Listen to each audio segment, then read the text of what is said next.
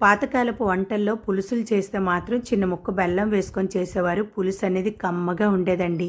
కళాయిలోకి oil వేసుకొని జీలకర్ర దంచుకొని వెల్లుల్లి కట్ చేసుకుని పచ్చిమిరపకాయలు కరివేపాకు ఉల్లిపాయ ముక్కలు వేసుకొని ఉల్లిపాయ ఫ్రై అయిందనేటప్పుడు బెండకాయ ముక్కలు పెద్ద పెద్ద ముక్కలుగానే కట్ చేసుకొని బెండకాయ ముక్కలు కూడా వేసుకొని ఒక్క నిమిషం ఫ్రై చేసుకున్న తర్వాత టేస్ట్కి సరిపోయినంత ఉప్పు వేసుకొని మూత పెట్టి ఒక్క నిమిషం మగ్గించుకోవాలి.